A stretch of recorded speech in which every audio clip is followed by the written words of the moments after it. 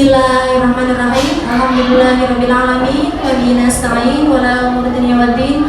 Wassalatu wassalamu ala asyrofil anbiya'i wal mursalin wa ala alihi washabbihi ajmain. Amma ba'd. Yang terhormat Bapak Sugeng Sugiarto selaku Kepala SD 25an, yang kami hormati Bapak dan Ibu Guru SD 25an yang alhamdulillah dapat berkenan hadir pada siang hari ini. Pertama, marilah kita panjatkan puji syukur kehadirat Allah Subhanahu wa taala yang mana pada kesempatan siang hari ini kita masih diberikan kesehatan jasmani dan rohani, sehingga pada siang hari ini kita dapat berkumpul di kegiatan diseminasi budaya positif. Kedua kalinya, salawat salam tak lupa senantiasa kita curahkan ke pangkuan baginda Rasulullah Muhammad SAW. Semoga kita senantiasa mendapatkan syafaatnya di yaumil qiyamah. Amin. Amin. Bapak Ibu yang kami hormati, di sini saya mohon izin sebelum saya melaksanakan kegiatan diseminasi aksi nyata saya kali ini.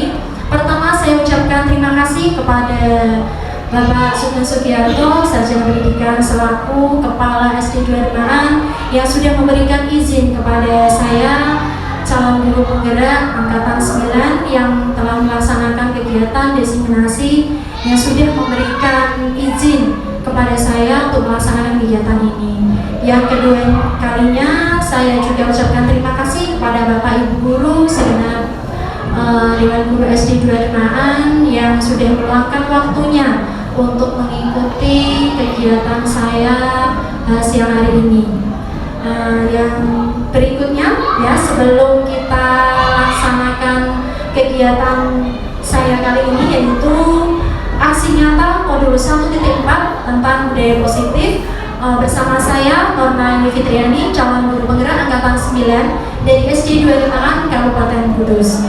Baik Bapak Ibu yang kami hormati, siang hari ini untuk mengawali diseminasi saya, yaitu penyebaran pemahaman tentang budaya positif, kita melakukan yel-yel kita ya Bapak Ibu ya, yel-yel kita dari SD 25. Seperti biasa, SD 25 hebat luar biasa. Kita ya Bapak Ibu ya, semangat ya.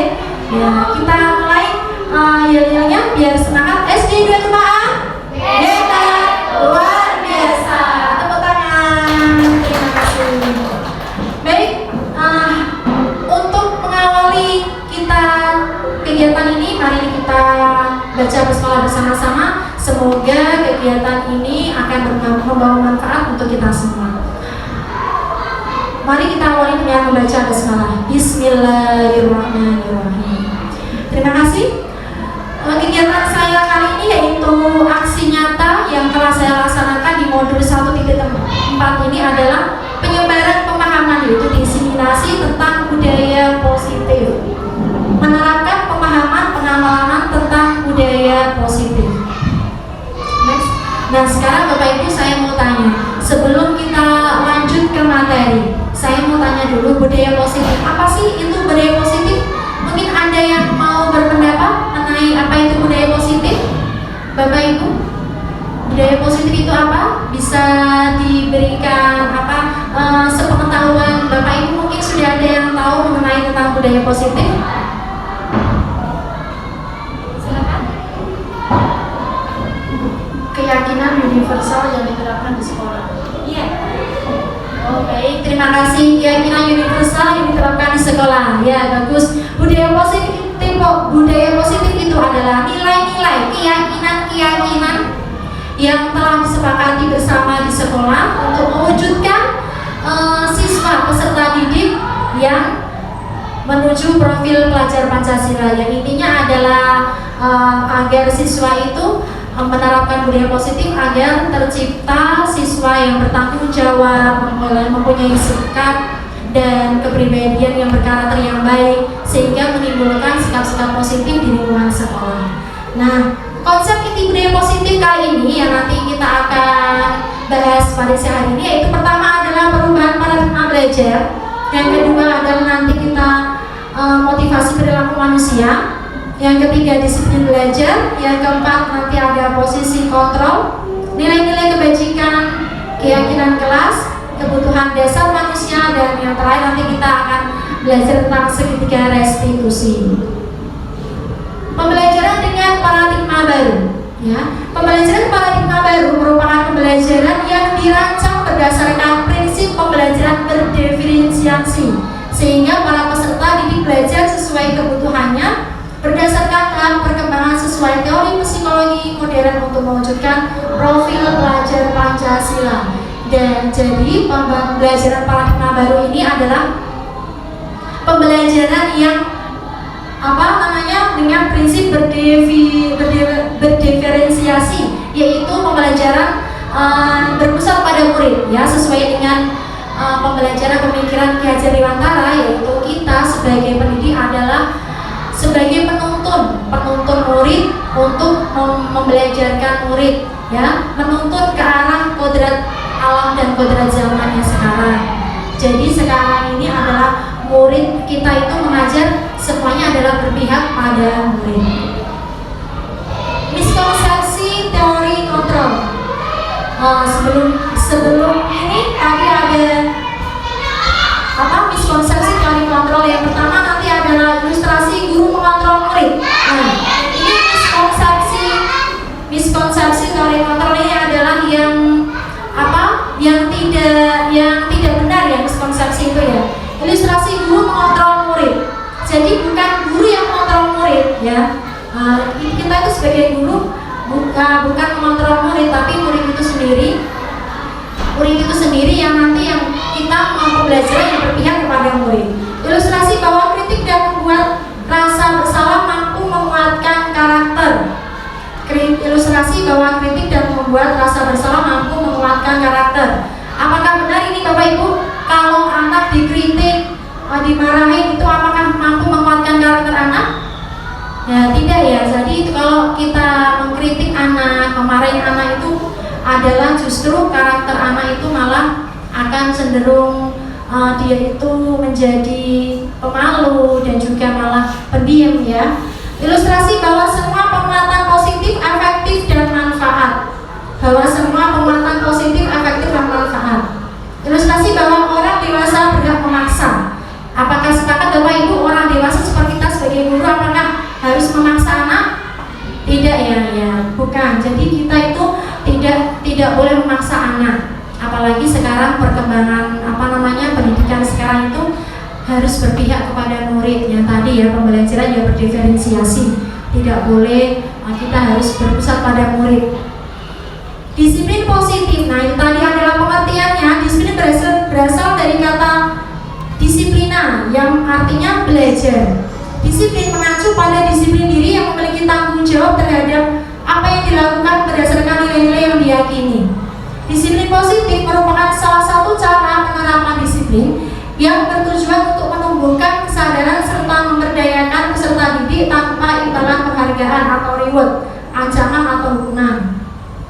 Sebagai pendidik, tujuan kita adalah menciptakan peserta didik yang memiliki disiplin diri, sehingga mereka berperilaku mengacu kepada nilai-nilai kebajikan universal dan memiliki motivasi intrinsik dalam perubahan perilaku ke arah yang lebih baik. Jadi sebagai peserta didik itu kalau mau melakukan disiplin positif itu adalah sebaiknya adalah memiliki termotivasi dari dalam dirinya sendiri, motivasi intrinsik. Jadi perubahan perilakunya berawal dari dirinya sendiri. Kalau biasanya berasal dari motivasi ekstrinsik dari luar, itu anak-anak bahkan cenderung kalau diingatkan terus lupa, terus besok kembali lagi melakukan kesalahan lagi, ya. Jadi bukan dari keyakinannya diri sendiri, bukan dari pemahamannya diri sendiri. Next, ya. Lanjutannya yang bawah, ya. Nilai-nilai kebajikan. Nilai yang disepakati bersama lepas dari suku, bangsa, agama, bahasa maupun latar belakang. Nah, di sini adalah ada nilai-nilai kebajikan. Apa saja itu nilai-nilai kebajikan? Yang pertama itu nilai kebajikan profil pelajar Pancasila: beriman, bertakwa kepada Tuhan Yang Maha Esa dan berakhlak mulia, berkebinekaan global, gotong royong, mandiri, kreatif dan bernalar kritis. Terus juga ada toleransi, rasa hormat, integritas, mandiri, menghargai, antusias, empati, keingintahuan, kreativitas, kerjasama, percaya diri, dan komitmen. Dan juga keterampilan hidup, life skill, yaitu nilai-nilainya dapat dipercaya, lurus hati, pendengar yang aktif, tidak merendahkan orang lain, dan memberikan yang terbaik dari diri. Next ya, kebutuhan dasar manusia. Nah, di sini kita akan membahas tentang kebutuhan dasar manusia. Apa itu kebutuhan dasar manusia? Kebutuhan dasar manusia adalah segala sesuatu yang kita lakukan untuk mendapatkan apa yang kita lakukan, memiliki tujuan tertentu, dan semua usaha terbaik yang kita lakukan adalah dalam rangka agar kebutuhan dasar kita terpenuhi dengan baik. Jadi kebutuhan dasar manusia di sini ada 5 kebutuhan dasar manusia. Yang pertama adalah bertahan hidup, kasih sayang dan rasa diterima, penguasaan, kebebasan, dan kesenangan. Bertahan hidup itu kebutuhan kita, bisa bertahan hidup ya dengan makanan, pakaian, tempat tinggal, keamanan, dan kesehatan. Kita juga berkebutuhan untuk mendapatkan kasih sayang dan rasa diterima, yaitu rasa dipedulikan, berbagi, kerjasama, menjadi bagian dari kelompok. Dan juga kebutuhan penguasaan. Kita juga membutuhkan harga diri, keinginan untuk dianggap, memimpin, berprestasi, diakui, dan didengar. Kebebasan itu kita juga mempunyai kebutuhan dasar untuk kebebasan, bebas, mandiri, memiliki pilihan, mencoba hal baru, mampu mengendalikan arah dirinya, dan kesenangan, bermain humor, antusiasme, dan tertawa. Itu adalah kebutuhan dasar kita. Motivasi perilaku manusia yaitu ada dibagi menjadi 2, yaitu motivasi eksternal dan motivasi internal. Motivasi eksternal itu yang pertama untuk menghindari hukuman atau tidak nyaman. Jadi kalau anak-anak kita di sini membahas budaya positif di sekolah ya. Jadi kita terfokus untuk membahas di sekolah. Jadi contoh misalkan motivasi eksternal. Jadi kalau anak melakukan sesuatu, misalkan pengen datang tepat waktu, tetapi dia mempunyai motivasinya lain, bukan karena memang dia itu menghargai dirinya, tetapi biar tidak dihukum sama bapak ibu gurunya. Nah, itu adalah motivasi eksternal. Atau mungkin biar dipuji teman-temannya, wah datangnya tepat waktu, seperti itu ya. Atau pengen mendapat penghargaan dari orang lain, itu adalah motivasi eksternal. Sedangkan motivasi internal ini adalah untuk menjadi orang yang mereka inginkan dan menghargai diri sendiri dengan nilai-nilai yang mereka percayai. Jadi yang lebih bagus itu kalau kita melakukan sesuatu itu dari internal, dari dalam diri kita sendiri. Kita lebih menghargai diri kita dengan nilai-nilai yang mereka percayai. Jadi kalau kita melakukan sesuatu ya dari dalam diri hati kita sendiri, bukan dari orang lain. Ya, di sini ada hukuman, konsekuensi, dan restitusi. Nah, di sini kita akan membahas tentang hukuman, perbedaan dari hukuman, konsekuensi, dan restitusi. Hukuman itu bedanya, kalau hukuman itu tidak terencana atau tiba-tiba. Kalau konsekuensi itu terencana, sepakati sesuai aturan. Ya, kalau restitusi itu proses menciptakan kondisi bagi murid untuk memperbaiki kesalahan. Di sini adalah contoh misalkan anak ada murid kita mungkin pada saat upacara tidak memakai atribut lengkap, tidak memakai topi misalkan ya. Nah, dia langsung diberi hukuman itu secara tiba-tiba. Kamu tadi tidak memakai topi. Nah, nanti setelah selesai upacara langsung hormat pada bendera selama 1 jam misalkan. Itu adalah hukuman ya. Jadi langsung secara tiba-tiba. Murid tidak tahu apa yang akan terjadi atau tidak dilibatkan. Jadi murid, loh kok saya langsung disuruh hormat. Nah, itu tadi murid tidak tahu. Jadi dia langsung diberikan hukuman ya. Bersifat satu arah, berupa hukuman fisik atau psikis. Biasanya seringnya adalah hukuman fisik. Ya, mungkin dia disuruh lari, disuruh hormat, disuruh berdiri di depan kelas atau sebagainya itu. Kalau konsekuensi itu terencana, sepakati sesuai aturan. Murid tetap dibuat tidak nyaman, tetapi tetap dibuat tidak nyaman. Sikap guru selalu memonitor murid. Misalkan ada anak terlambatnya 15 menit atau sampai setengah setengah jam ya, 15 menit sampai 30 menit. Itu kan kalau kita sudah menerangkan kan banyak ya materi yang sudah tertinggal atau mungkin kayak tinggalan tugas. Nah, anak tersebut mengakui kesalahannya kalau dia itu terlambat. Nah, tapi sesuai kesepakatan bersama, kalau ada anak yang terlambat, maka dia harus tertinggal pada saat jam istirahat, nambah. Jadi istirahatnya tidak istirahat, dia mengganti pada saat dia datang tadi telatnya ke 15 menit. Jadi dia harus mengganti 15 menit pada saat jam istirahat. Misalkan kamu datang terlambat ya, berarti konsekuensinya apa? Ya Bu, saya tahu konsekuensi saya nanti saya tidak istirahat, saya nanti mengerjakan tugas yang tertinggal pada saat jam istirahat. Nah, itu namanya konsekuensi. Dia tahu, disepakati, sudah kesepakatan dari awal, itu namanya konsekuensi, bukan hukuman ya. Bedanya itu hukuman sama konsekuensi. Dan guru juga harus memonitor murid. Jadi guru tetap selama istirahat tetap tinggal di kelas, memonitor murid sampai dia menyelesaikan konsekuensinya tadi, menyelesaikan tugasnya. Itu adalah konsekuensi. Nah, sedangkan restitusi itu adalah proses menciptakan kondisi bagi murid untuk memperbaiki kesalahan. Proses kolaboratif yang mengajarkan murid untuk mencari solusi sendiri. Nah, ini yang terbaik itu yang restitusi ini. Nanti kita akan belajar apa itu restitusi dan bagaimana cara kita melaksanakan restitusi ini. Jadi bagaimana cara kita itu menghadapi suatu masalah dengan anak dengan cara bukan hukuman, bukan konsekuensi, tapi dengan restitusi, itu dengan menciptakan murid itu memperbaiki kesalahan sendiri sesuai idenya, sesuai kemampuannya, dan mengajarkan murid untuk mencari solusi sendiri. Namanya restitusi. Nanti kita akan belajar lanjut. Ya, posisi kontrol guru. Nah, kita sebagai guru ya, Bapak Ibu ya, itu mempunyai posisi kontrol sebagai seorang guru. Yang pertama, posisi kita itu sebagai penghukum.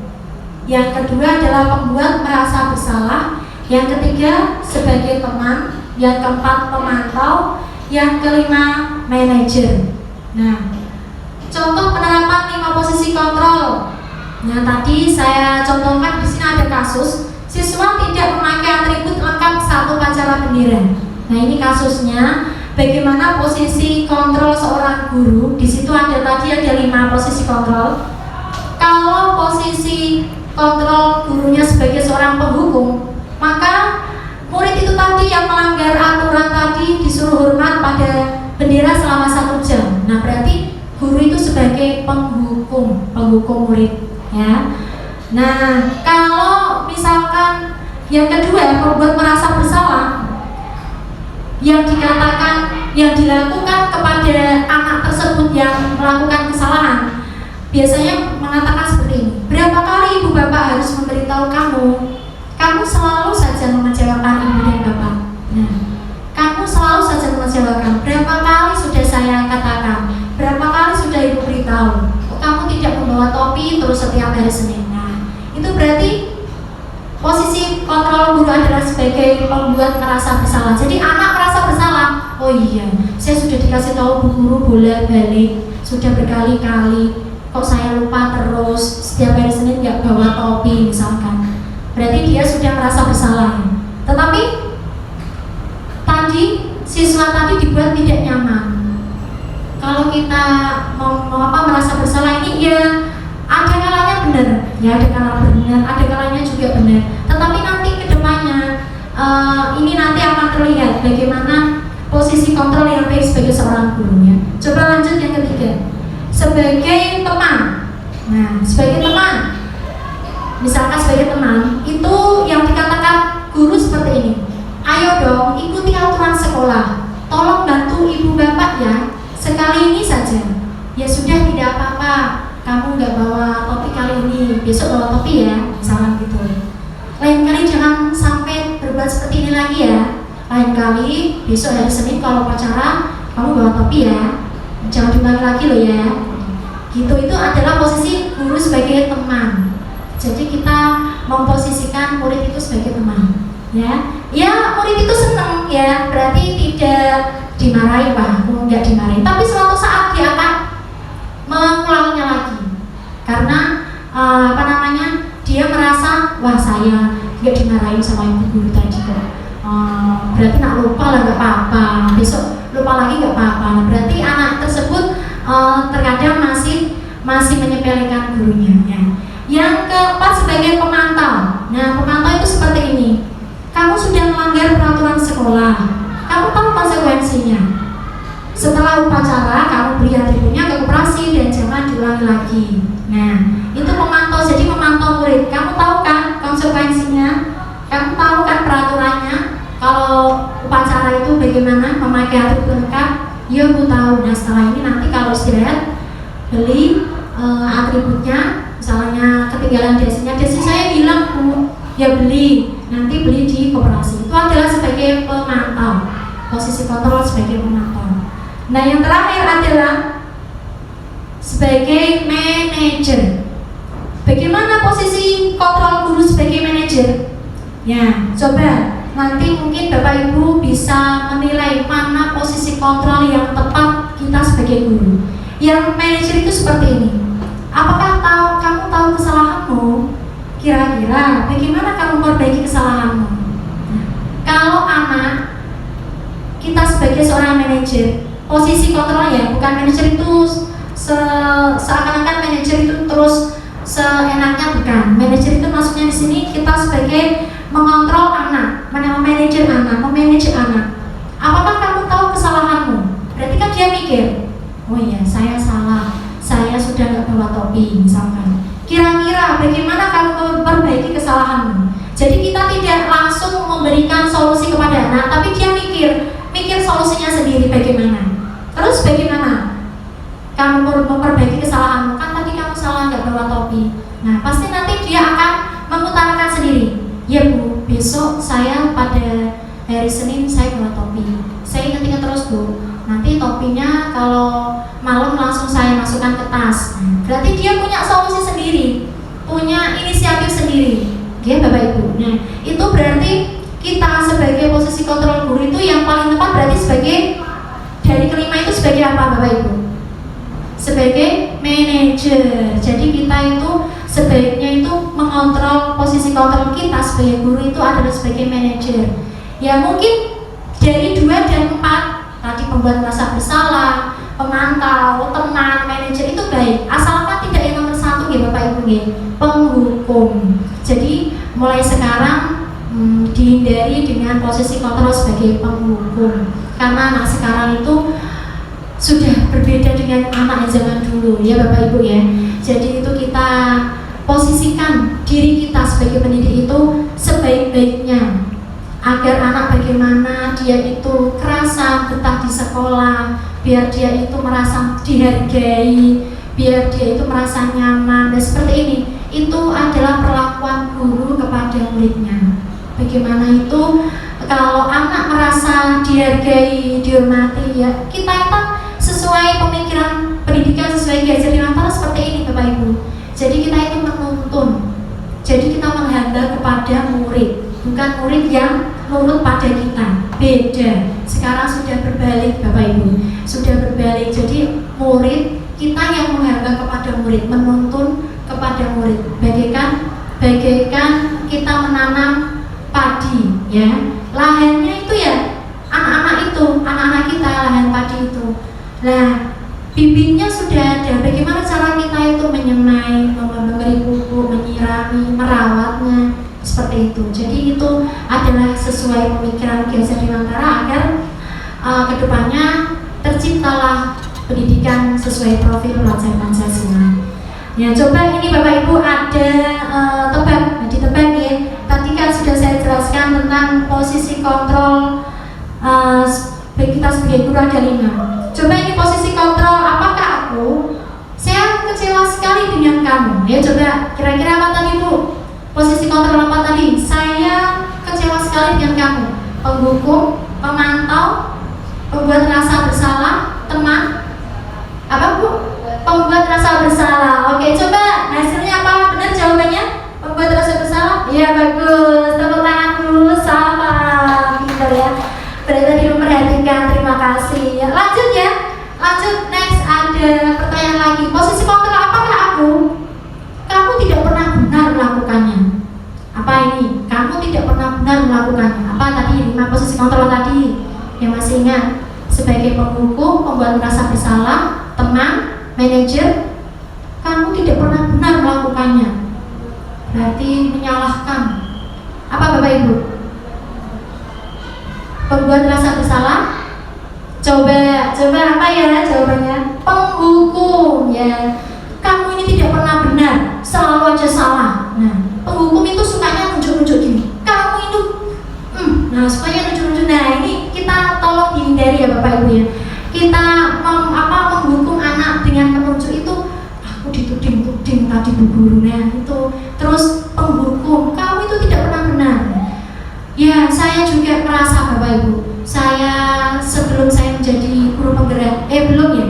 Sebelum saya mengikuti pendidikan guru penggerak ini, saya juga sering Bapak Ibu, ya mungkin saya merasa sudah benar gitu. Oh biar kapok anak itu, sudah bandel terus. Nah sebagai penghukum saya juga sering seperti itu. Tapi ternyata di sini itu saya itu sebagai pendidik itu kurang tepat. Maka baru setelah saya melaksanakan mengikuti pendidikan guru penggerak ini, baru tahu ternyata ada materi seperti ini ya. Lanjut coba posisi counter, apakah aku? Ayolah lakukan demi Bapak Ibu. Apa? Ayolah lakukan demi Bapak Ibu. Posisi counter apa tadi? Sebagai teman. Coba next. Iya betul sekali, teman ya. Sebagai teman. Lanjut coba. Apalagi posisi counter, apakah aku?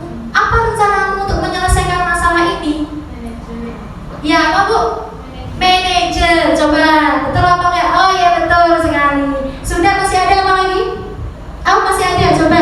Kamu tidak pernah mendapat nilai jika tidak mengerjakan tugas. Apa tadi yang belum kejawab ya? Kamu tidak pernah mendapatkan nilai jika tidak mengerjakan tugas. Sebagai apa tadi yang belum kejawab? Tadi penghukum sudah, manajer sudah, teman sudah, apalagi tadi? Membuat merasa bersalah sudah. Yang terakhir tadi apa? Pemantau. Betul, coba. Iya bagus, tepuk tangan Bapak Ibu, terima kasih. Tadi sudah mendengarkan apa yang saya sampaikan tadi. Next, oh ya sudah selesai ya. Lanjut ke pembahasan berikutnya, yaitu tentang keyakinan kelas. Ya, tadi sudah saya laksanakan keyakinan kelas ya. Keyakinan kelas, mengapa keyakinan kelas? Mengapa bukan peraturan kelas? Beda ya Bapak Ibu ya, peraturan sama keyakinan kelas. Mungkin ada yang tahu apa bedanya peraturan sama keyakinan kelas? Apa ada yang tahu?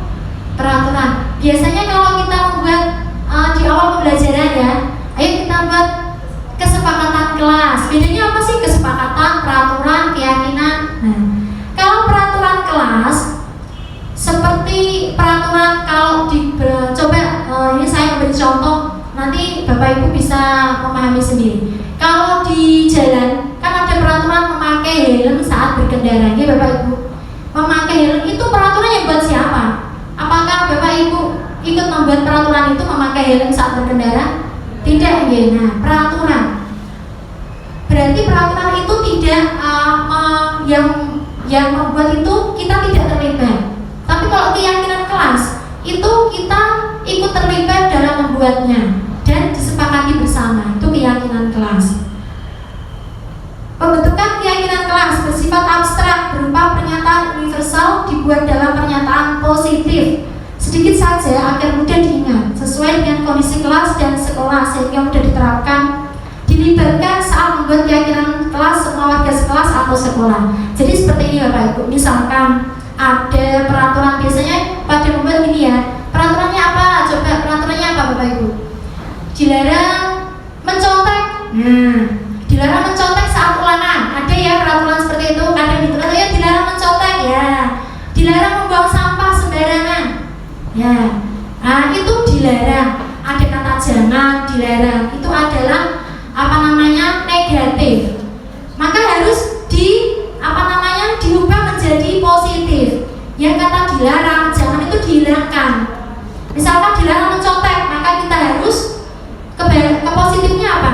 Jujur. Maka bersikap jujur. Itu adalah keyakinan kelas. Dilarang membuang sampah sembarangan, berarti positif menjaga kebersihan kelas. Itu adalah keyakinan Bapak Ibu. Ada juga dilarang mengejek teman. Nah, itu adalah peraturan karena ada kata dilarang ya. Nah, keyakinan itu yang ada negatifnya dilarang itu dihilangkan. Nah, kebalikannya antonimnya apa? Apa tadi dilarang mengejek teman? Berarti kita harus apa? Sama teman itu harus menghormati. Berarti saling menghormati dengan teman. Itu adalah keyakinan. Kenapa sih harus keyakinan? Karena kalau keyakinan itu anak ikut membuat dan ikut menyepakati bersama. Oh iya, saya yakin berarti saya harus menghormati teman. Berarti itu adalah yakin dengan dirinya sendiri yang sudah disepakati bersama. Begitu Bapak Ibu. Lanjut. Nah, ini kita sudah masuk ke segitiga restitusi. Segitiga restitusi itu adalah suatu proses dialog yang dijalankan oleh guru agar dapat menghasilkan murid yang mandiri dan bertanggung jawab. Tadi ya, restitusi. Apa maksudnya segitiga restitusi ini? Adalah salah satu cara penyelesaian masalah kepada anak-anak murid-murid kita, yaitu dengan cara restitusi, yaitu menjalankannya dengan 3 tahapan. Ada segitiga restitusi. Yang tahap pertama adalah menstabilkan identitas. Tahap kedua dengan validasi tindakan yang salah. Yang keempat adalah menanyakan keyakinan. Nah, ini adalah tahapan segitiga restitusi. Menstabilkan identitas, apa itu maksudnya menstabilkan identitas? Berdasarkan prinsip membuat kesalahan adalah bagian dari proses pembelajaran. Menstabilkan identitas itu yang pertama berbuat salah. Nah, ini maksudnya begini Bapak Ibu. Misalkan ada kasus di dalam kelas. Sering ya Bapak Ibu kita menghadapi anak-anak tiba-tiba bertengkar, tukaran, bertengkar, jambak-jambakan, ono sing lempar-lemparan. Misalkan ada salah satu siswi yang pakai kerudung, sering kerudungnya sering ya Bapak Ibu ya, sering diganggu temennya. Ibu kerudung saya ditarik-tarik kok, ditarik-tarik terus sampai marah-marah itu sampai emosi karena saking seringnya. Kadang seperti itu ada gitu Bapak Ibu. Nah, saking seringnya, terus sampai nangis pula. Nah, ini harus bagaimana kita sebagai guru harus mengatasinya. Maka kita mencoba untuk menggunakan cara dengan restitusi. Yang pertama adalah menstabilkan identitas. Nah, anak itu tadi dipanggil. Jadi yang tadi melakukan kesalahan tadi ya, bukan yang dijambak. Yang anak misalkan ada cowok suka ganggu usil temennya. Nah, anak itu tadi yang laki-laki tadi dipanggil. Nah, dipanggil, kita interview, kita restitusi anak tersebut. Tahapan yang pertama adalah coba dijelaskan. Misalkan seperti ini, kamu tadi kenapa kok sampai, misalkan Sinta kok sampai nangis Mbak Sinta. Nah, kita tanya. Terus kan si anak tadi kan bercerita nih. Nah, atau mungkin kebalik ya Bapak Ibu, maaf, yang kita panggil itu yang anak yang nangis tadi yang jadi korban. Coba kita panggil dulu. Jadi si korban tadi yang nangis tadi, yang dijambak tadi, kita panggil. Setelah itu baru kita selesaikan yang karena tadi dia itu sampai nangis, sampai marah, emosi, sampai dobrak-dobrak, atau mungkin dia sampai temennya tadi dilempar dengan buku misal, ya. Yaitu tadi coba ditanya, berbuat salah itu wajar.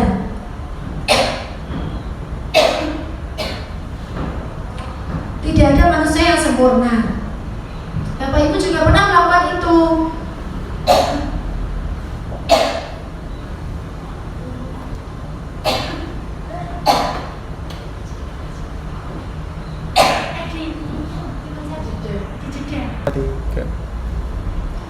Jadi untuk menstabiliskan identitas ini yang pertama berbuat salah itu wajar. Tidak ada manusia yang sempurna. Jadi menstabilkan dia biar tidak emosi terus. Jadi anak tadi yang tadi ditarik-tarik kerudungnya kita panggil ke kantor mungkin ya, kita tanyain dulu.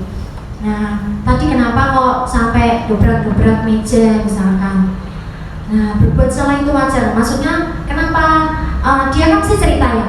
Itu Bu tadi saya ditarik-tarik terus sama Anton. Nah, saya kan kesel Bu, sampai saya tadi tak dobrak mejanya Anton itu. Saya soalnya kesel Bu, sudah berkali-kali. Nah, dia kan ceritain itu tadi, mengutarakan ceritanya kepada Bapak Ibu. Nah, kita tidak jangan langsung menyela dulu, tapi kita stabilkan dia dulu.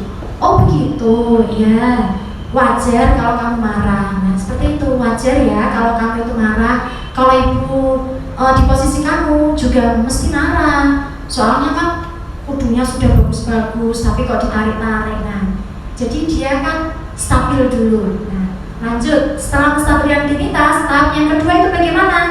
Dengan validasi tindakan yang salah. Nah, setelah tadi kita kontrol emosinya tadi, kalau dia sudah rada-reda, baru nanti kita tanyai, kamu tadi melakukan itu, dobrak mejanya Budi misalkan sampai dobrak, pasti kamu mempunyai alasan. Nah, itu kan dia pasti cerita ya.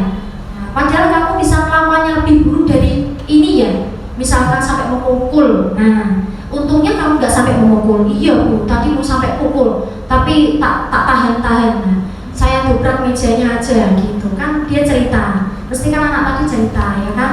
Nah, setelah itu mungkin juga ada kata lain, kamu patut bangga karena telah melindungi sesuatu yang penting buatmu.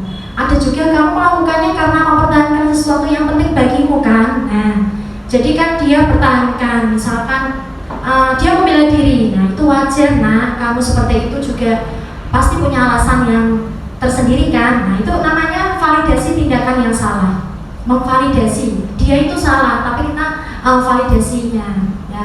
Tahapan yang ketiga itu menanyakan keyakinan. Nah, keyakinan di sini kalau kita sudah membuat keyakinan di kelas, maka dia akan tahu, ingat, oh keyakinan yang sudah kita sepakati itu apa. Nah, baru setelah itu kita tanya tahap yang ketiga, resmi yang ketiga, yaitu kamu melakukan itu masih ingat gak keyakinan kelas kita? Nah, kita tanya seperti itu. Kalau dia waktu membuat keyakinan kelas dia ikut, pasti dia akan masih ingat. Iya Bu, ingat. Coba nilai-nilai apa yang telah disepakati bersama? Itu Bu, jujur, saling menghormati. Ya tadi kita buat tadi loh kan, ya Bapak Ibu ya, ada yang jujur, saling menghormati. Jadi keyakinan kelas itu tidak usah panjang-panjang. Kata-katanya singkat yang mudah diingat anak. Saling menghormati, jujur, disiplin, hormat, patuh. Jadi anak akan terus ingat. Berarti ada keyakinan yang kelas yang kamu langgar tidak? Nah, ditanya. Iya Bu, ada. Saya ini menghormati teman, saling menghargai teman. Nah, berarti kan dia sadar ya, dia melanggar keyakinan yang sudah disepakati. Kan kalau bertengkar kan mesti kita harus saling menghormati, saling menghargai teman. Nah, seperti itu. Jadi untungnya keyakinan kelas bukan peraturan. Jadi kan kita alihkan. Ya, kalau kita ya sebagai guru kelas yang sudah membuat keyakinan kelas bersama ya, mungkin beda lagi kalau kita saat itu menghadapi yang bukan murid kita. Misalkan saya ngajar di kelas 5, tapi saya menghadapi anak dia ngajar di kelas 4, kan mungkin beda dengan guru yang lainnya. Nah, itu mungkin juga berbeda. Ya, kita coba gali bagaimana dia, maksudnya resolusi itu adalah dia itu memberikan solusi sendiri. Dia yang di dalam dirinya yang yang memberikan kesalahannya tadi yang dalam dirinya sendiri begitu, bukan dari orang lain. Jadi pemecahan solusinya itu bukan dari guru, tapi dari dalam dirinya. Nah, dari sini maka terus dilanjut.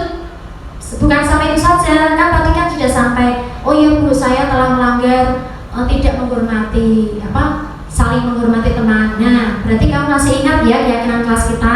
Nah, seperti apa gambaran sebuah kelas yang ideal menurut kamu? Nah, kita setelah itu kita tanya lagi, coba setelah itu apa yang akan kamu lakukan setelah melakukan kesalahan tadi? Pasti dia akan ya Bu, setelah ini saya mau minta maaf. Nah, berarti dia akan timbul dalam dirinya sendiri untuk meminta maaf. Bukan kita yang menyuruh, ayo kamu nanti minta maaf loh ya, tadi kamu sudah nganu kok ya, dobrak-dobrak mejanya kok ya, minta maaf sana. Nah, itu beda, kita yang menyuruh. Tapi ini anak yang dari dalam dirinya sendiri, itu anak yang mencari solusi sendiri. Itu adalah segitiga restitusi. Next lagi. Nah, ini adalah contoh penerapan segitiga restitusi. Di sini nanti akan saya munculkan salah satu tugas yang sudah saya laksanakan kemarin di demonstrasi kontekstual, yaitu ada kasus Ica tidak terima pekerjaannya selalu dicontek oleh temannya. Ia marah-marah dan tidak menahan emosinya. Nah, monggo Bapak Ibu nanti bisa disaksikan video ini, bisa dilihat. Mungkin ini adalah penerapan segitiga restitusi dalam kasus ini. Lanjut yang guru manggil kamu sendiri, tapi kamu katanya masih terkali sama saya. Iya, tapi saya marah. Gara-gara saya ngecek saya terus sebentar tadi tiba-tiba dia ngambil buku saya tanpa izin. Jadi kan saya marah. Oh begitu, ya wajar kalau kamu marah dan kesel. Setelah itu posisi kamu juga akan sama seperti kamu berbuat yang sama. Lalu apa yang kamu lakukan dari Asma? Saya marah-marah. Saya lagi pakai Asma sampai tadi saya ada sadar lewat pakai Asma.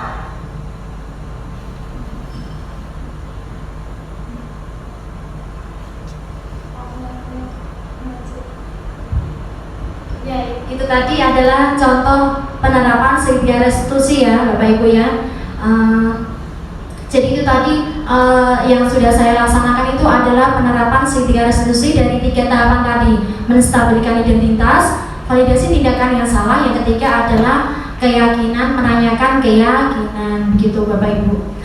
Sudah untuk diseminasi kali ini sudah saya sampaikan semua. Mungkin ada yang mau menanggapi Bapak Ibu? Tapi kamu katanya masih terkali ya sama saya. Nah, mungkin ada yang mau menanggapi atau mungkin mau bertanya, Bapak Ibu silakan. Ya, mungkin mau bisa mau menyampaikan sesuatu, silakan. Ya, terima kasih untuk Bu Laili. Mungkin menanggapi peran guru di dalam kelas tadi ya Bu, ada sebagai penghukum, ada pemantau, teman, manajer. Kalau menurut saya posisi guru itu tergantung karakter anak. Ada anak yang bisa disikapi dengan sebagai teman, ada anak yang bisa disikapi sebagai pemantau, manajer, bahkan penghukum.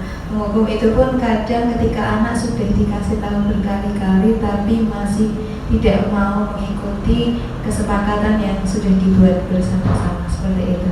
Terima kasih mulai. Terima kasih bersama, luar biasa ya. Alhamdulillah tadi sudah saya apa yang saya sampaikan berarti masuk semua ya.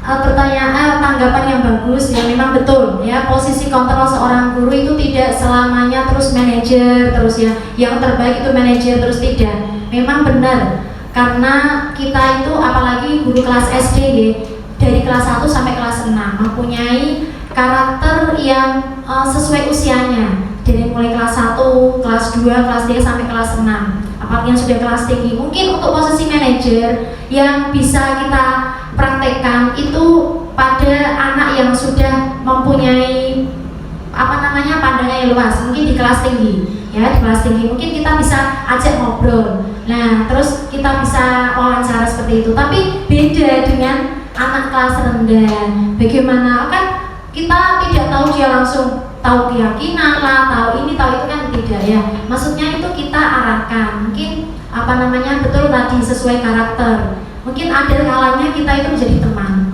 Tadi sudah saya sampaikan kalau kita sebagai posisi kontrol sebagai guru itu bisa ke lima-limanya itu kita bisa lakukan. Jadi ada kalanya kita memposisikan sebagai teman, ada kalanya kita memposisikan sebagai membuat rasa bersalah. Jadi tidak terus kita itu sebagai teman, tapi coba kita membuat rasa bersalah.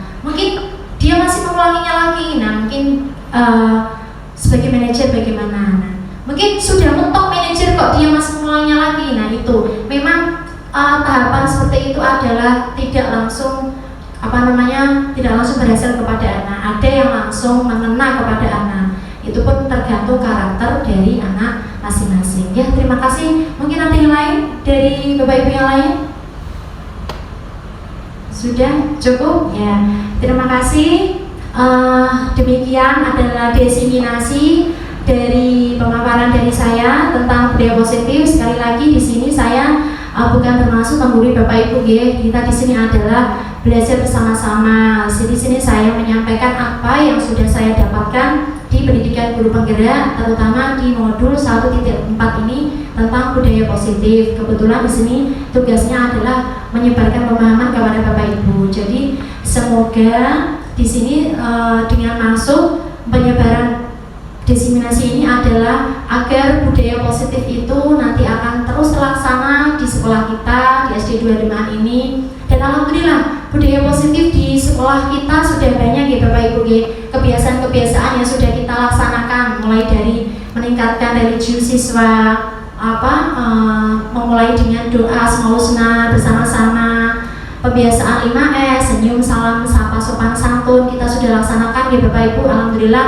setiap pagi setelah berdoa bersalam-salaman dengan Bapak Ibu dan juga diawali dengan doa, dan juga kebiasaan-kebiasaan yang lain sudah kita laksanakan. Itu dengan maksud adalah untuk menciptakan budaya positif di sekolah yang lebih baik lagi, sehingga semuanya itu adalah kita tujukan ke anak kita, ke anak didik kita, berpihak semuanya kepada murid ya. Jadi tujuan kita mulai dari sekarang, kita setiap pembelajaran adalah berpihak kepada murid, sehingga terwujudlah nantinya karakter profil pelajar Pancasila. Terima kasih dari saya, kurang lebihnya saya mohon maaf. Kita akhiri dengan ucapan hamdalah bersama-sama. Alhamdulillahirabbil alamin. Dari saya, kurang lebihnya saya mohon maaf. Wabillahi taufiq wal hidayah. Wassalamualaikum warahmatullahi wabarakatuh.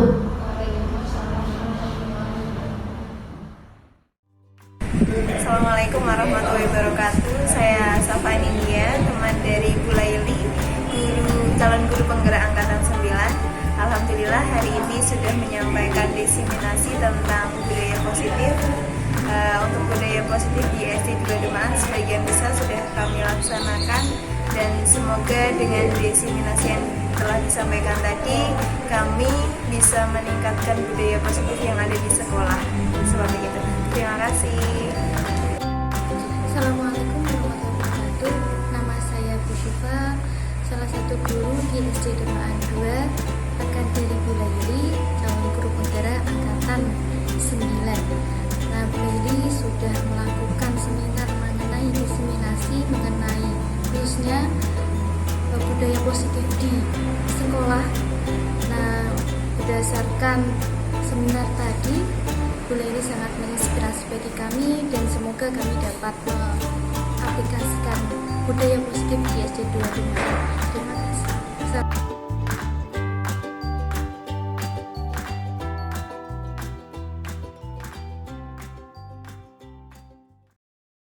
Assalamualaikum warahmatullahi wabarakatuh.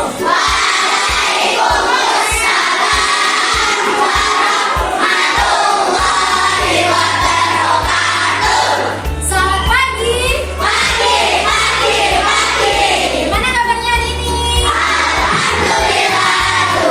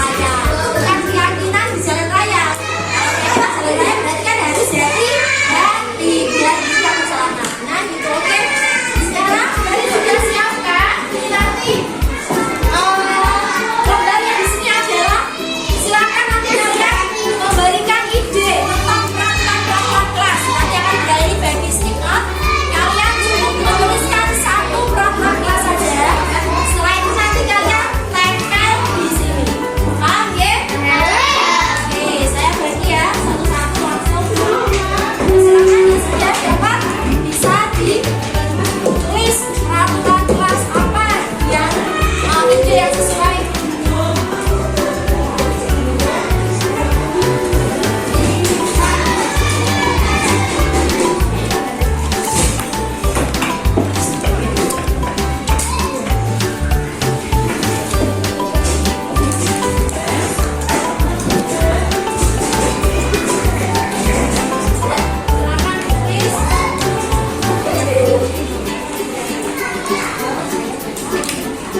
Terima kasih.